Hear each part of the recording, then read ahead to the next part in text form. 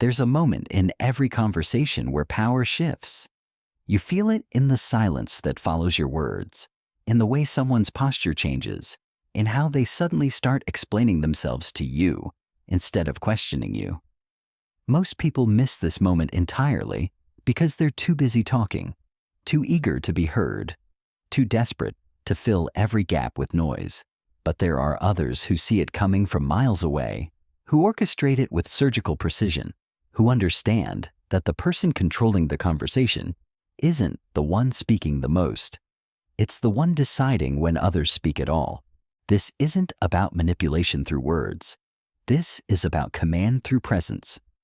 And if you master what I'm about to show you, you'll never walk into another conversation as a participant. You'll enter as the architect, quietly shaping every exchange until people find themselves saying things they never intended to reveal, agreeing to things they hadn't planned to accept, and leaving with the strange feeling that something just happened, but they can't quite identify what. The ancient masters of influence understood something that modern communication experts completely miss. They knew that true conversational power doesn't come from what you say. It comes from what you don't say when you don't say it, and how your silence forces others to fill the void with exactly what you need to hear. This is the method that built empires, toppled rivals, and turned ordinary conversations into weapons of psychological warfare. But here's what most people get wrong about conversational control. They think it's about being louder, more charismatic, or having better arguments. They believe dominance comes from talking over people, interrupting, or delivering crushing comebacks. That's amateur hour. That's what weak people do when they mistake noise for power. Real conversational control is invisible.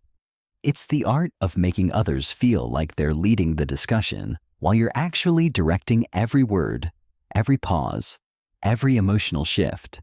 Today, I'm going to walk you through the complete system.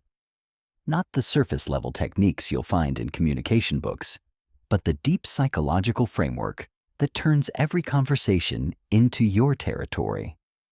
We're talking about the silent architecture of influence, the invisible mechanics of mental domination, and the precise timing that separates those who beg for attention from those who command it without saying a word. This isn't theory. This is a battlefield-tested system that works in boardrooms, relationships, negotiations, and anywhere human beings gather to exchange words. By the end of this, you'll see every conversation differently. You'll notice the power dynamics playing out beneath the surface. You'll recognize when someone is trying to control you, and more importantly, you'll know exactly how to flip that control back to yourself. The foundation of conversational control begins with something most people never consider. Before you even open your mouth, before you craft your first response, before you think about what clever thing you'll say next, you must understand this fundamental truth. Every conversation has an invisible hierarchy, and that hierarchy is established within the first 30 seconds, not through words, but through energy, not through volume, but through presence, not through what you reveal, but through what you conceal. Think about the last time you met someone who immediately commanded your attention, not because they were loud or flashy, but because something about their energy made you instinctively adjust your behavior around them. You found yourself speaking more carefully, choosing your words with more precision, maybe even seeking their approval without realizing why. That person understood something you're about to learn. They had weaponized their presence. The first weapon in your conversational arsenal is strategic silence. Not the awkward silence of someone who doesn't know what to say, but the calculated silence of someone who knows exactly what they're doing. This silence creates psychological pressure that most people cannot tolerate. They will rush to fill it, and when they do, they reveal information, show their emotional state, and hand you the conversational keys without even realizing it. But timing this silence requires precision. Too early and you seem disinterested. Too late and you appear slow. The perfect moment comes right after someone has made a statement they expect you to respond to immediately. Instead of responding, you pause. You let their words hang in the air for just 2 seconds longer than feels comfortable. You maintain eye contact, but you don't speak. In those 2 seconds, something fascinating happens in their mind. They start to question what they just said. They wonder if it was stupid, inappropriate, or somehow wrong. And then they start talking again, usually revealing far more than they intended. This is just the beginning.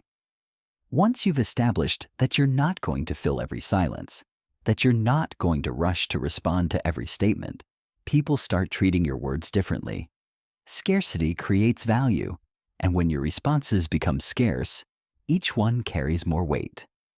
People listen more carefully when you finally speak because they've learned that your words aren't guaranteed. The second element is emotional neutrality under pressure. Most people leak their emotional state through micro-expressions, tone changes, and body language shifts. They react visibly to provocations, compliments, and attempts to throw them off balance. But the person who maintains perfect emotional composure while others fluctuate becomes the stable center around which the entire conversation orbits. This doesn't mean being emotionless. It means being selectively emotional. You show exactly what you choose to show when you choose to show it, for exactly as long as serves your purpose. When someone tries to bait you into anger, you remain calm. When they try to flatter you into dropping your guard, you acknowledge it without being affected. When they attempt to make you defensive, you simply observe their attempt without taking the bait. Here's what happens psychologically. People are constantly testing the emotional boundaries of others. They probe for reactions, looking for buttons to push and levers to pull. When they can't find any, when their usual tactics fail to generate the expected responses, they become uncertain. And uncertainty breeds deference. They start modifying their approach, softening their tone, seeking your approval rather than trying to manipulate your emotions. The third foundation is the power of strategic questions. Most people ask questions to gather information, but conversational masters ask questions to guide thoughts, reveal motivations, and create mental frameworks that serve their purposes. The right question at the right moment can completely redirect a conversation, force someone to defend a position they hadn't planned to take, or make them realize something about themselves they weren't ready to confront. But these aren't random questions. They're precisely crafted tools designed to accomplish specific objectives. Some questions create doubt, others build pressure, some force people to commit to positions, while others reveal their true priorities. The key is never asking a question unless you already know how you'll use the answer, regardless of what that answer might be. Watch how this unfolds in practice. Someone makes a bold claim about their capabilities or achievements.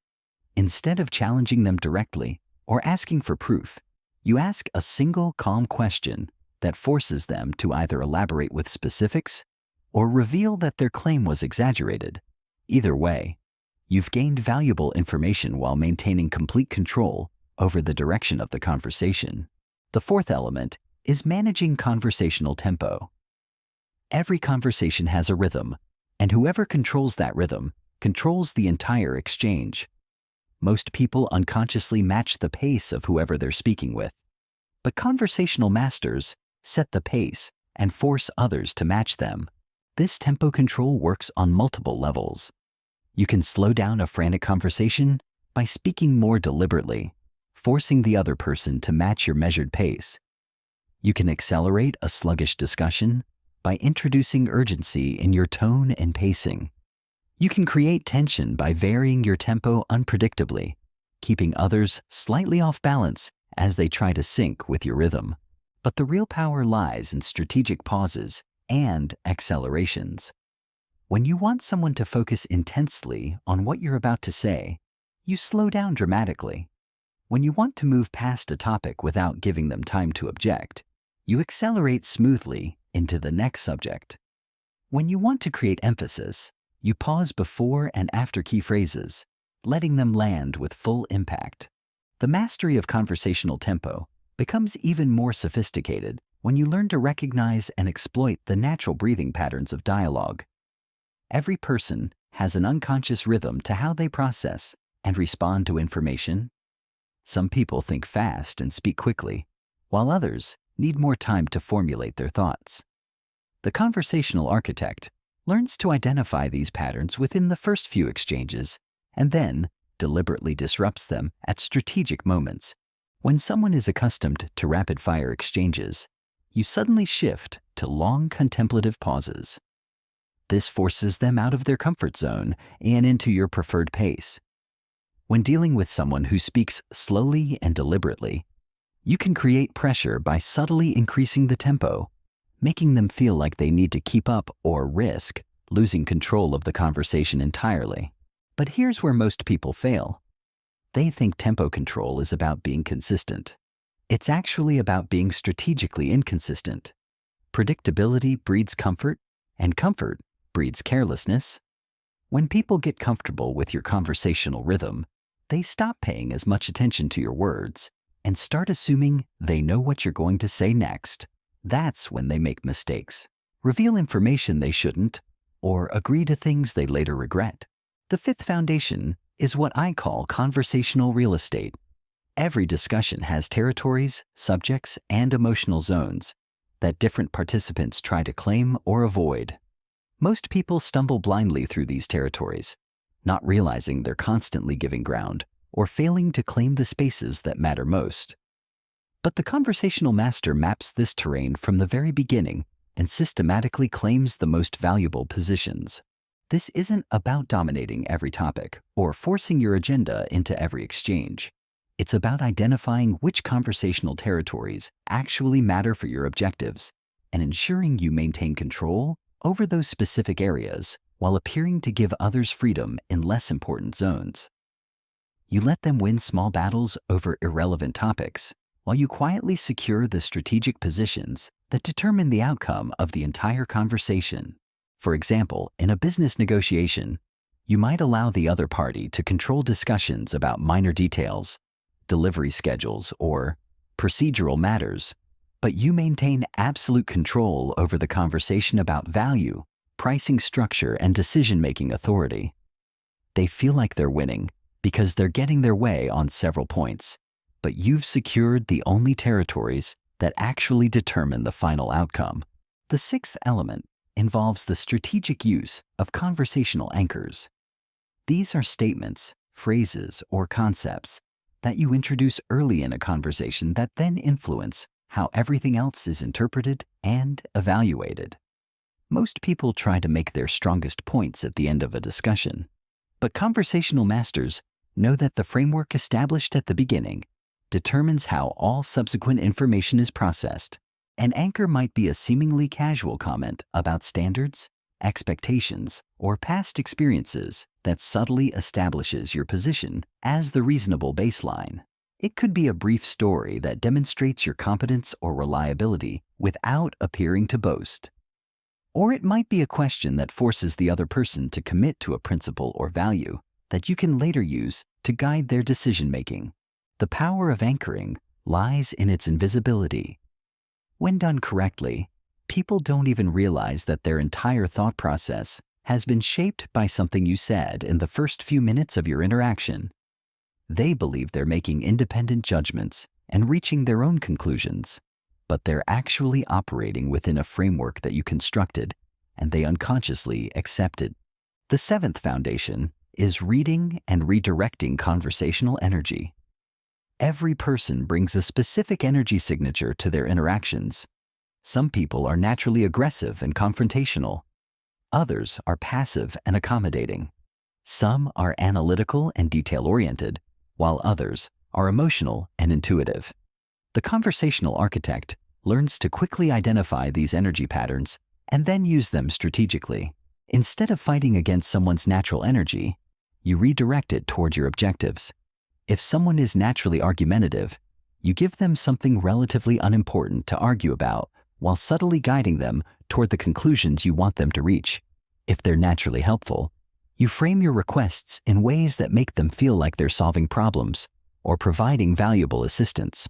This redirection requires a deep understanding of human psychology and motivation. People don't just want to be heard. They want to feel like they're contributing something valuable to the interaction. When you can make others feel like their natural tendencies are being put to good use in service of something meaningful, they become willing collaborators in your conversational objectives. The eighth element involves the strategic revelation and concealment of information. Most people either reveal too much too quickly or withhold everything until it's too late to be useful.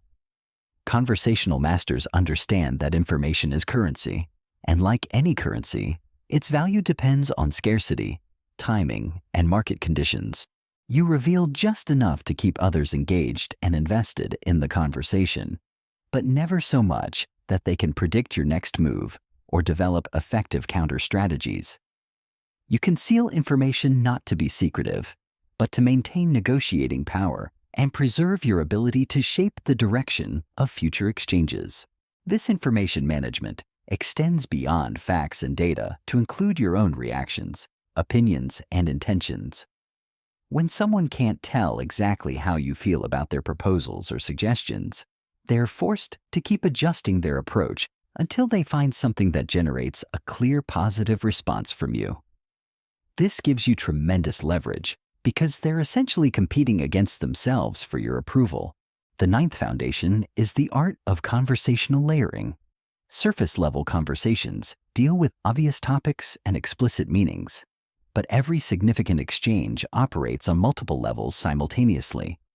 There's the stated agenda, the unstated motivations, the emotional subtext, and the long-term relationship dynamics all playing out at the same time. Conversational masters operate consciously on all these levels, while most people remain focused only on the surface layer. You can be discussing project timelines while simultaneously establishing dominance hierarchies, building personal rapport, and gathering intelligence about future opportunities. This multidimensional awareness allows you to accomplish several objectives simultaneously, while others remain focused on just one. The key to effective layering is ensuring that your messages on different levels support rather than contradict each other. Your words, tone, body language, and timing should all reinforce the same underlying objectives, even when those objectives aren't explicitly stated. This creates a sense of depth and authenticity that draws people in and makes them more receptive to your influence. The final foundation before we move into advanced applications is understanding conversational momentum. Every exchange has natural acceleration and deceleration points, moments when energy builds and moments when it dissipates. Most people either try to maintain constant high energy, which exhausts everyone involved, or they allow momentum to drain away at crucial moments when they should be building toward important conclusions. The conversational architect learns to recognize these momentum patterns and use them strategically. You build energy when you need people to feel excited about possibilities or urgent about decisions. You allow energy to settle when you want people to reflect carefully on important information or feel comfortable making commitments. You create sudden momentum shifts to keep others mentally agile and prevent them from settling into predictable response patterns. But momentum management isn't just about energy levels. It's about the psychological trajectory of the entire interaction. Are you moving toward clarity or confusion? Toward agreement or conflict? Toward commitment or hesitation? Every conversational choice either advances you toward your objectives or moves you away from them, and the cumulative effect of these choices determines whether you end up where you intended to be. Now that you understand the foundations, let me show you how these elements combine into a complete system that transforms you from someone who participates in conversations into someone who architects them. This isn't about memorizing scripts or following rigid formulas. This is about developing an instinctive understanding of conversational flow that becomes as natural as breathing. The final mastery comes when you stop thinking about individual techniques and start orchestrating entire conversational symphonies. You begin to see conversations not as isolated events, but as interconnected sequences that build your reputation, establish your positioning, and create the psychological conditions that make future interactions unfold exactly as you intend them to. Here's what separates the masters from everyone else. They understand that every conversation is actually three conversations happening simultaneously.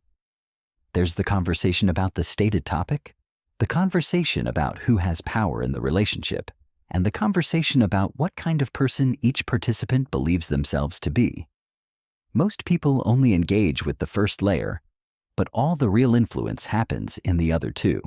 When you can operate consciously on all three levels, something remarkable occurs.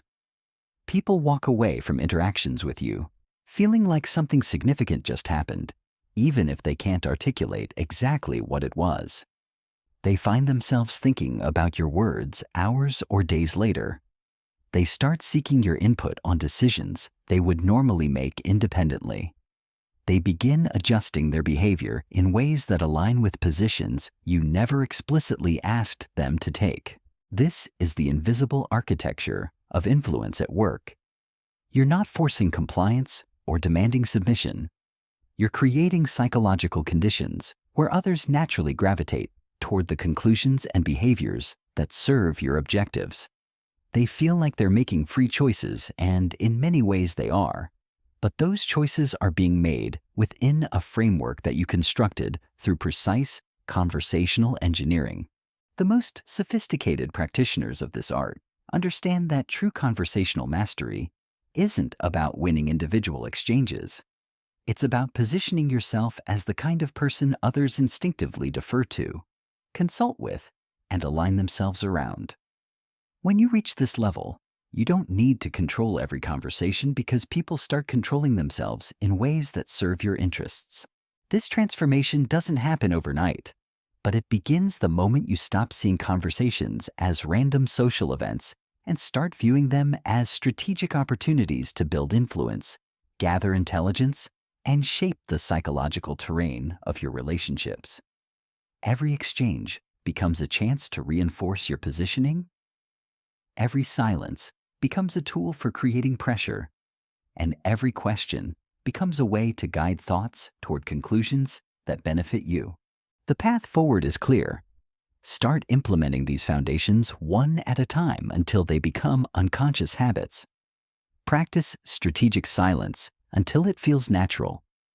Develop emotional neutrality until nothing can shake your composure. Master the art of questions until every inquiry serves multiple purposes. Control tempo until others unconsciously match your rhythm. But remember this above all else. The goal isn't to manipulate or deceive.